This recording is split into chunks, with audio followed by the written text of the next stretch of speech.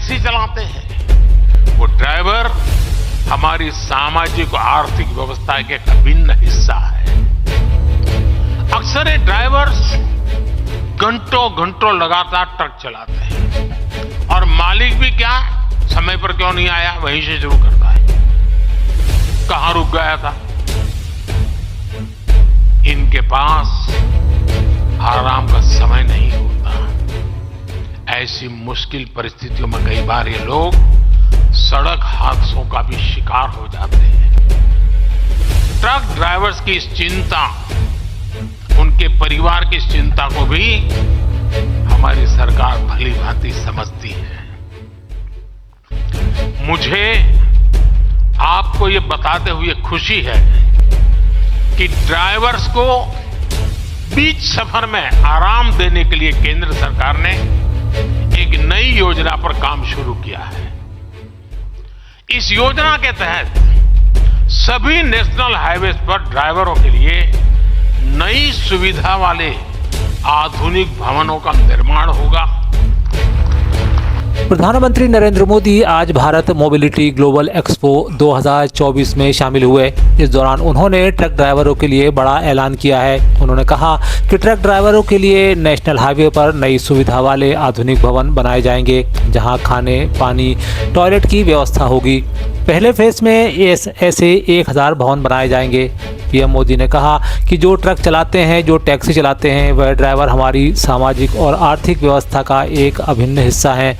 अक्सर यह ड्राइवर्स कई घंटे तक लगातार ट्रक चलाते हैं। इनके पास आराम का समय नहीं होता। ड्राइवर्स को बीच सफर में आराम देने के लिए केंद्र सरकार ने एक नई योजना पर काम शुरू किया है।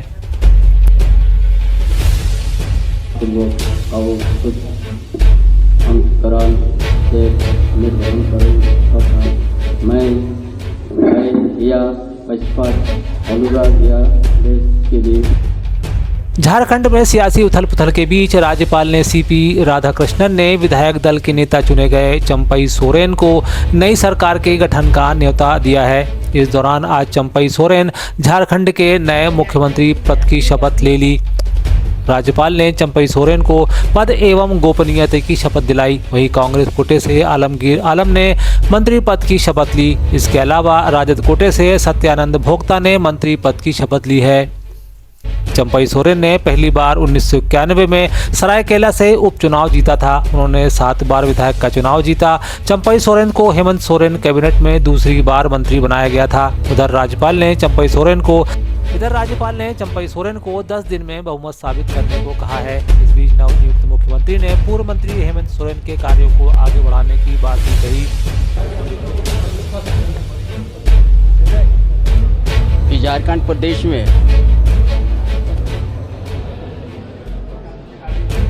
जो मुझे दायित्व मिला,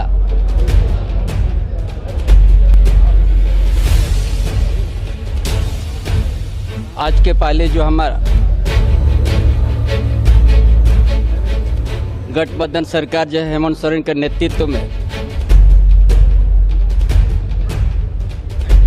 बुनियादी सवाल या बुनियादी शुरुआत में जो किया है, यहाँ का आदिवासी, यहाँ का मूलवासी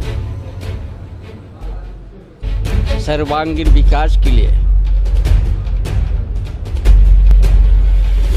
जो काम शुरू किया है हेमंत बाबू ने, उसी काम को हम लोग गति देना है। कांग्रेस सांसद डीके सुरेश के एक बयान पर बवाल बढ़ गया है। बता दें कि अपने बयान में उन्होंने दक्षिण भारत के लिए अलग देश बनाने की बात कही थी। हालांकि यह बयान उन्होंने अंतरिम बजट पर प्रतिक्रिया देते हुए दिया।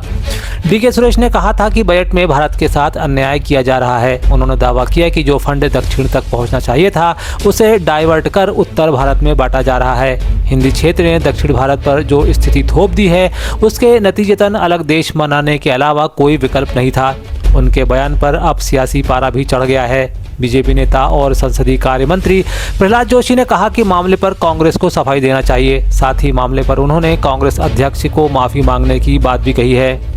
श्री डीके सुरेश मीडिया के सामने एक स्टेटमेंट दिया है और स्टेटमेंट देते हुए देश का विभाजन का बात की है। मैं घोर निंदा करता हूं और खंडन करता हूं। एक कांग्रेस का नेता ने संविधान का भी अपमान किया है। देश का विभाजन लेकर कांग्रेस का ये परंपरा अभी भी बरकरार है। अध्यक्ष जी से मांग करता हूं और निवेदन करता हूं, कृपया इस विषय को एथिक्स कमेटी में भेजिए। और मैं कांग्रेस को पूछना चाहता हूं कि आपका रुख क्या है, इसमें आपका रवैया क्या है? आप उसके ये स्टेटमेंट के साथ है? अगर साथ नहीं है तो मैं कांग्रेस में मांगता हूं उनके ऊपर एक्शन लिया जाए और उसके साथ जिन्होंने अपमान किया है उसके ऊपर एक्शन लिया जाए और कांग्रेस इसके बारे में माफी मांगना चाहिए। देश तोड़ने का बात जो है ये कभी भी देश स्वीकारता नहीं जी। दक्षिण भारत के एक सेपरेट देश के मांग उन्होंने किया है, लेकिन मैं बोलना चाहता हूं, मैं भी दक्षिण भारत से आता हूं, जयशंकर जी भी इधर बैठे हैं, दक्षिण भारत से आता है। हम भारत के अखंडता में पूरा निष्ठा रखते हैं, उसमें कोई सवाल नहीं है। पूरा देश एक है ये तो हम मानते हैं और इसलिए मैं सोनिया गांधी जी से मैं मांग करता हूं वो माफी मांगना चाहिए और एक्शन लेना चाहिए। हालांकि बयान को लेकर सदन के भीतर ही कांग्रेस के अध्यक्ष मल्लिकार्जुन खड़गे ने अपनी सफाई दी है। उन्होंने साफ कहा कि देश को तोड़ने वाले किसी भी बयान का समर्थन नहीं किया जा सकता। खड़गे ने कहा कि फिर चाहे वह मेरी पार्टी का या किसी अन्य पार्टी का विधायक या व्यक्ति ही क्यों ना हो। तो मैं दो ही शब्द बोला कि एक तो वो सदस्य नहीं है, दूसरा मैं सुना कि आज के टीवी में कि उन्होंने कहा मैं ये नहीं किया। अगर किया है तो प्रिविलेज को वहां पर भेजने दो, वो करने दो। तीसरी बात बोलता हूँ, अगर कोई भी देश को तोड़ने की बात किया हम कभी सहन नहीं करेंगे, चाहे वो किसी पार्टी का हो, चाहे मेरे पार्टी का हो, चाहे उनके पार्टी का हो, चाहे और किसी के।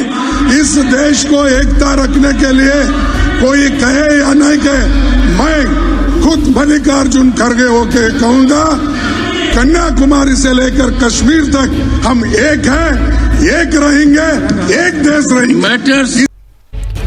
दूरस्थ अंचलों में टूरिज्म विकसित करने के लिए निजी निवेश से वायु सेवा का विस्तार किया जाएगा। मुख्यमंत्री डॉक्टर यादव ने कहा कि प्रदेश में 26 हवाई पट्टियां हैं, जिनमें से 22 राज्य शासन की तथा 4 निजी क्षेत्र की हैं। हमारा प्रयास है कि संभाग स्तर के बाद सभी जिलों में भी हवाई पट्टियां हो और इस दिशा में हम केंद्र सरकार के सहयोग से आगे बढ़ेंगे। जबकि केंद्रीय नागरिक उड्डयन एवं इस्पात मंत्री ज्योतिरादित्य सिंधिया ने कहा कि मुख्यमंत्री डॉक्टर यादव की सहजता, कर्मठता और प्रगति तथा विकास के प्रति उनकी संकल्पबद्धता से मध्य प्रदेश में नया दौर आरंभ हुआ है।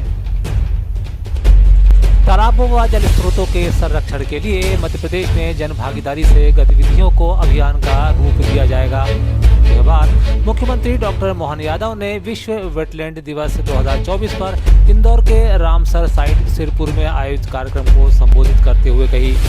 इस दौरान उन्होंने कहा कि इंदौर के तालाबों के साथ साथ प्रदेश के अन्य वेटलैंड क्षेत्रों को रामसर साइट के रूप में घोषित करने का प्रयास किया जाएगा।